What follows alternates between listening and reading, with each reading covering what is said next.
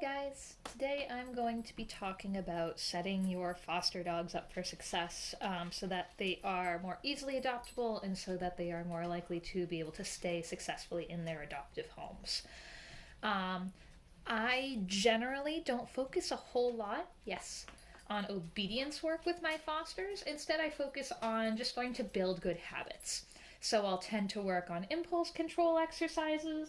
If you have a nervous dog, this isn't usually something that you have to work on a whole lot, but this is just the it's your choice, yes, exercise that we did before.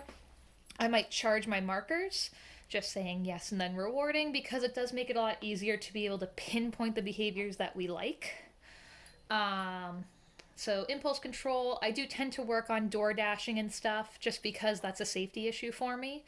Um, so that is one that I like to get off the bat. I will do the beginning of leash walking.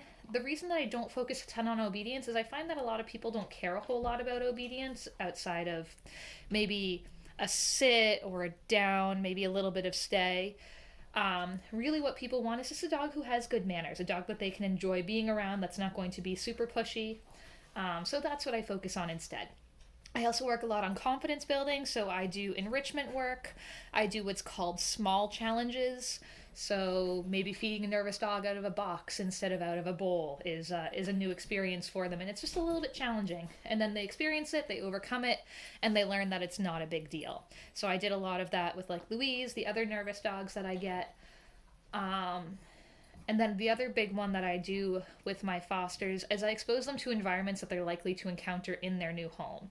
So if your dogs primarily get adopted out to, let's say, a city environment, you want to start exposing them to that in small doses so that, like I'm more in a rural environment, I wouldn't want my dogs to be traumatized and unsuccessful if they were suddenly to go there. So exposing them to that in small doses, taking them for a walk in a busier area or in a more rural area. Maybe it's the other way around. They were a city dog and now they're likely to go to a farming community. So getting them used to being on leash in different environments, in the woods, seeing new people, seeing new dogs, just getting them able to handle those environments, even getting your dog to be able to handle the car. Those are all very helpful things because they tend to be fairly relevant.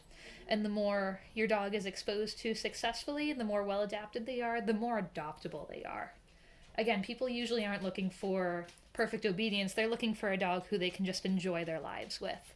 So that's generally what I focus and I put my energy on. It doesn't need to be anything crazy, you don't need to spend hours on it a day, but maybe once a week, a couple of times a week, yes. You just take them to a new place. You take them on a walk in a new area. You have them meet new people in a very controlled, safe way, paying attention to your dog and making sure that you don't push them too far.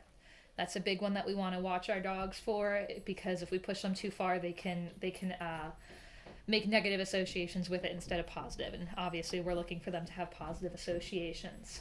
Um, so I hope that that helps you, and I hope that it helps your dogs find great forever homes. Thank you very much. Have a great day.